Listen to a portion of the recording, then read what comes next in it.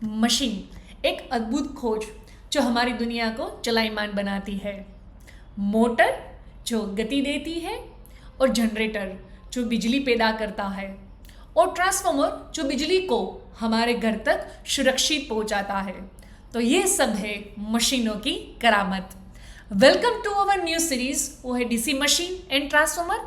ये पूरी सीरीज में हम डीसी मशीन एंड ट्रांसफार्मर के बारे में जानने वाले हैं, और स्पेसिफिकली ये हमारा वीडियो है about introduction, what is machine, और हमारे जीवन में मशीन का क्या महत्व है। So stay tuned till the end of this series. नमस्ते, welcome to the Nihar academy. मैं हूं सुरभि दवे।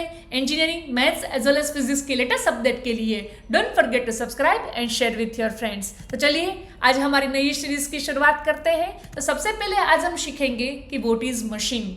मशीन क्या होता है? तो कि मशीन एक ऐसी फिजिकल सिस्टम है कि जिसके अंदर एक और एक से ज़्यादा पार्ट्स होता है, और वो एनर्जी का अलग अलग कोई भी form, mechanical, electrical, thermal, chemical, कोई भी एनर्जी का फॉर्म का यूज़ करके वो हमारे लिए सर्टन टास्क परफॉर्म करता है।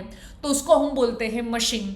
एक होता है सिंपल मशीन, जहाँ पे हमारे वीडियो की शुरुआत हुई, जिसको हम बोलते हैं पुली और व्हील, जो सिंपल मशीन का एग्जाम्पल है। दूसरा है लीवर, डन। और ये सारे सिस्टम को कंबाइन करके एक हम कॉम्प्लेक्स सिस्टम भी बना सकते हैं, जिसको हम बोलते हैं कॉम्प्लेक्स मशीन। उसका बेस्ट एग्जाम्पल है स्कूटर, डन। ठीक है, तो ये है मशीन, कैसी फिजिकल सिस्टम जिसमें एक और एक से ज्यादा पार्ट्स है, वो एनर्जी का यूज करके हमारे लिए हम जो चाहते हैं ऐसा टास्क को वो हमें परफॉर्म करके देता है, तो उसको हम मशीन बोलेंगे, डन। अब मुझे इलेक्ट्रिकली अगर मशीन को क्लासिफाई करना है तो उसका सबसे पहला जो डिवीजन है वो है static machine. Static machine means कि उसमें कोई रोटेटिंग पार्ट्स नहीं होंगे, डन। और इलेक्ट्रिकल में अगर मुझे उसका बेस्ट एग्जांपल देना है तो वो है ट्रांसफार्मर। एक ट्रांसफार्मर एक ऐसी डिवाइस है कि जिसके अंदर कोई भी रोटेटिंग पार्ट प्रेजेंट नहीं है, डन। चलिए अब इलेक्ट्रिकल मशीन का दूसरा डिवीजन देख लेते हैं, वो है रोटेटिंग मशीन, और जिसको हम डायनेमिक सिस्टम भी बोल सकते हैं, static as well as dynamic, done. तो उसके अंदर इंक्लूड होंगे, एक है जनरेटर। जनरेटर है उसको हम मैकेनिकल एनर्जी देंगे और वो हमें इलेक्ट्रिकल एनर्जी देगा, मीन्स हमें बिजली पैदा करके देगा।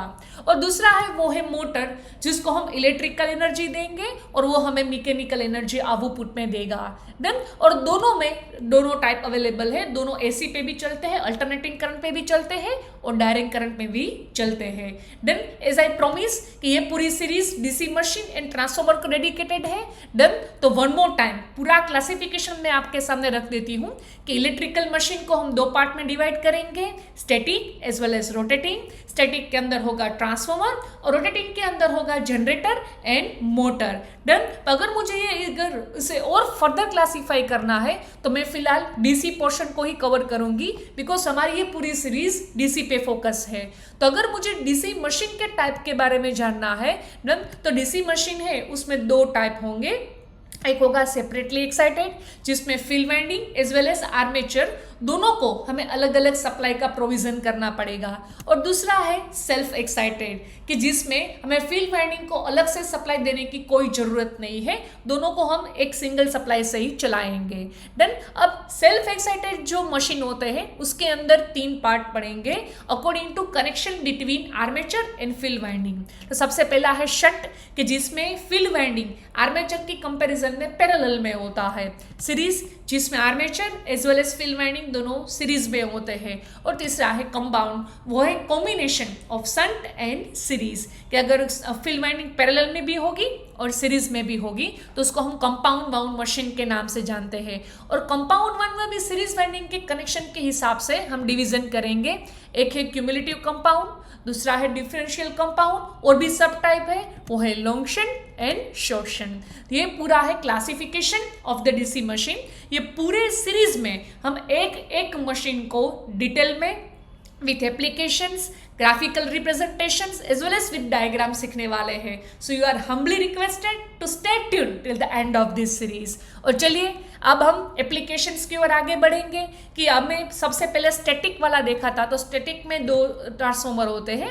एक वैसे तो ट्रांसफॉर्मर के कई सारे टाइप्स हैं, पर यहाँ पे मैंने मेनली दो लिए हैं. एक है डिस्ट्रीब्यूशन ट्रांसफॉर्मर जो हमारे घर के पास जो पोल होता है वहाँ पे होता है, जो हमारे घर को मीन्स रेसिडेंशियल सप्लाई के लिए यूज होता है.